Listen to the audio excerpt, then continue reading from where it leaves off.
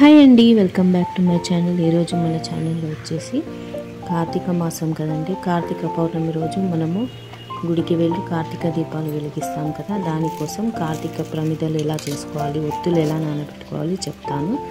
First మనం ఒక box are bowl తీసుకొని అందులో ఆయిల్ వేసి నేను చూపించిన విధంగా 365 ఒత్తులు, పువ్వొత్తులు కలిపి నేను నానబెట్టుకుంటున్నాను. మన ఇష్టం అండి, నెయ్యిలో అయినా నానబెట్టుకోవచ్చు, లేదంటే నూనెలో అయినా నానబెట్టుకోవచ్చు.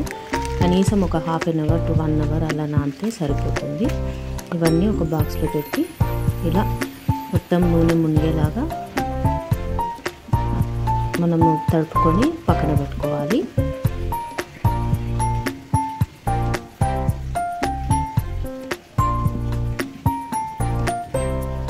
ఇప్పుడు ఆల్రెడీ ప్రమిదల కోసం ఫస్టే చపాతీ పిండి తీసుకొని తడిపి పక్కన పెట్టుకున్నాను. ఇప్పుడు మళ్ళీ తీసుకొని కొంచెం ఆయిల్ అప్లై చేసుకొని కాసేపు అలా తీసుకుంటున్నాను. నెక్స్ట్ కొద్దిగా పిండి తీసుకొని మనకు ఎంత పిండి కావాలో దాన్ని బట్టి తీసుకొని 3-4 టిప్స్తో మీకు చూపిస్తాను. ఇలా స్పూన్తో ఒక టైపు ఇలా స్పూన్తో ప్రెస్ చేసి ఇలా చేసుకోవచ్చు. ఈ మిడిల్లో నొక్కేది మనకు కొంచెం లోతుగా కావాలి కదా ఆయిల్ వేసి పువ్వొత్తి పెట్టడానికి. దానికోసం ఒక బౌల్ షేప్ వచ్చేలాగా ప్రెస్ చేసుకోవాలి. ఇది ఒక టైప్ అండి. నెక్స్ట్ వచ్చేసి ఎంత బాగా పిండి కలిపి మెత్తగా పిసికి పెట్టుకుంటే అంత బాగా వస్తాయి. ఇప్పుడు ఇలా మట్టి ప్రమిదతో ఇలా ప్రెస్ చేశాను. ఇలా రాకపోతే దానికి ఫస్టే మనము చూడండి ఇలా ఒక డ్రాప్ ఆయిల్ పెట్టాలి. ఆ డౌకి పెట్టేసి మట్టి ప్రమిదతో ప్రెస్ చేసామంటే ప్రమిదకు పిండి అతుక్కోకుండా వచ్చేస్తుంది. దేంతో ట్రై చేసినా ఆయిల్ పెట్టి ట్రై చేయండి, ఈజీగా మనకి ఇలా వచ్చేస్తుంది షేప్.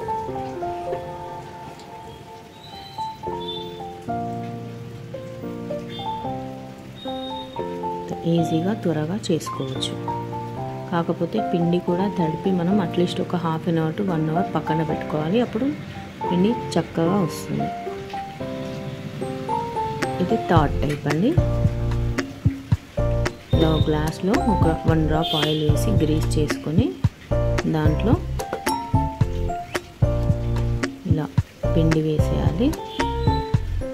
పిండి వేసి దీన్ని మనం మసాలా దంచుకుంటాం కదా దాంతో ప్రెస్ చేస్తున్నాను, లేదంటే మీరు బల్లంగితో కూడా ప్రెస్ చేసుకోవచ్చు.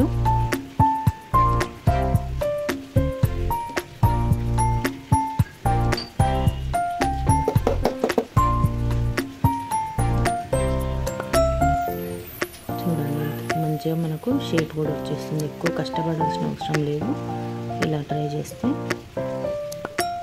ఇది థర్డ్ టైప్ అండి.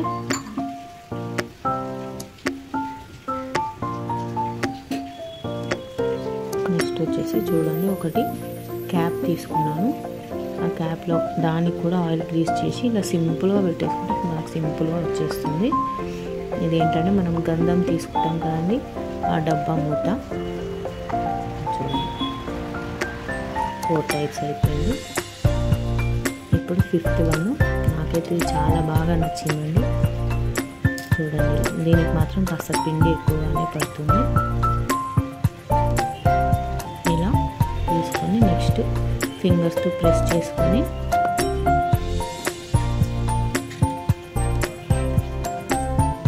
నెక్స్ట్ చూడండి సీజర్ తీసుకొని మనం ఎక్కడికైతే ప్రెస్ చేసుకున్నామో అక్కడికి ఫ్లవర్ పెటల్స్ లాగా కట్ చేసుకోవాలి. ఇలా కట్ చేసుకొని ఫింగర్స్తో ఫోల్డ్ చేసి పెట్టుకోవాలి.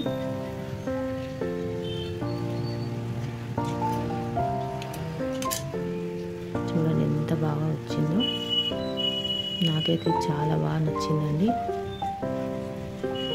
అలాగే మిడిల్లో కాస్త మనము బౌల్ షేప్ వచ్చేలాగా నొక్కి పెట్టుకోవాలి. ఎందుకంటే ఆయిల్ వేసి మనం పువ్వొత్తి వేసి వెలిగించుకోవాలి కదా, అలా దానికోసం. ఇది 6th టైప్ అండి. ఇది మాత్రం చాలా ఈజీ, మనకి ఎలాంటి మౌల్డ్ అవసరం లేదు, చేతితోనే చేసేసుకోవచ్చు. చూడండి ఇప్పుడు 6 టైప్స్ మనకు 6 డిజైన్స్ వచ్చేసాయి. నేను అలా పక్కన పెట్టేసుకుంటున్నాను. నెక్స్ట్ ఉసిరికాయ దీపాలు ఎలా చేసుకోవాలి చూడండి. ఉసిరికాయ ఇట్లా 2 సైడ్స్ ఇలా వస్తాయి కదా.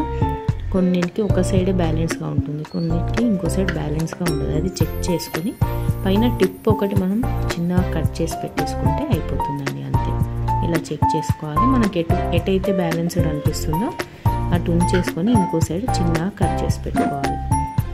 నేను ఇలా అన్నీ ప్రిపేర్ చేసి పెట్టుకుంటున్నాను.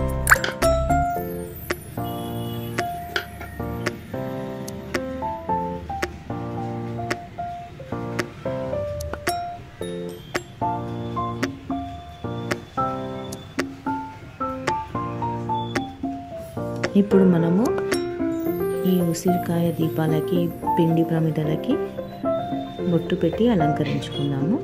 దానికి ఒక ప్లేట్ తీసుకొని కొద్దిగా కుంకుమ తీసుకొని దాంట్లో కొద్దిగా ఆయిల్ వేసి కలుపుకోవాలి. ఒక 2 డ్రాప్స్ ఆయిల్ వేసుకోవాలి. అది వేసి కలుపుకోవాలి. ఇప్పుడు దీంతో మనం మన దీపాలని అలంకరించుకోవచ్చు. నేను చూపించిన విధంగా అలంకరించుకోండి. చూడండి, బొట్టు పెట్టగానే ఎంత నిండుదనం వచ్చేసింది ఉసిరికాయకి. దీనిపైనే మనం మన పూర్తి నూనెలో కానీ నెయ్యిలో కానీ నానబెట్టుకున్నాం కదా, దాన్ని పెట్టేసి దీపం వెలిగిస్తే అయిపోతుంది. అది కూడా అగరబత్తితో వెలిగించుకోండి. మన పిండి ప్రమిదలు కూడా అలాగే అలంకరించుకోండి. బొట్టు పెడుతూ ఉంటే ఎంత అందంగా కనిపిస్తుంది కదా.